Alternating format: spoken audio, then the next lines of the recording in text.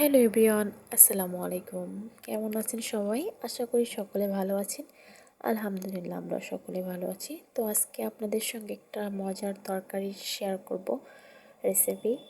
তো পাঁচমিশালি মাছ দিয়ে কচু ডাঁটা আর আলু, এটা দিয়ে আজকে একটা মজার তরকারি রান্না করব।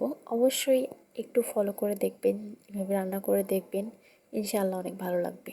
আমি কয়েকটা তরকারি রান্না করছিলাম কয়েক পদের, তার মধ্যে এটাই বেস্ট ছিল। অনেক অনেক মজা হয়েছে আলহামদুলিল্লাহ। যাই হোক, এইদিকে তো বাড়ির আনাচে কচু গাছগুলো হয়েছে আমাদের জমিতে, তো ওখান থেকে কয়েকটা ডাঁটা তুলে নিয়ে আসলাম, এভাবে কেটে নিলাম। আর এখানে আলু আর পাঁচমিশালি মাছ, পেঁয়াজ মরিচ সব কেটে নিয়েছি। এই তো একে একে করে আলু সব উপকরণ দিয়ে দিব। আর 1 চামচ করে সব কিছুই দিয়েছি, কারণ পরিমাণে সবজি খুবই কম, অল্প করে রান্না করলাম। কিন্তু মনে হচ্ছে আর একটু বেশি রান্না করলে বেশি ভালো হতো, অনেক মজা হয়েছিল। তো এভাবে মেখে চেখে নিয়ে আমি বসাই দেবো চুলার মধ্যে।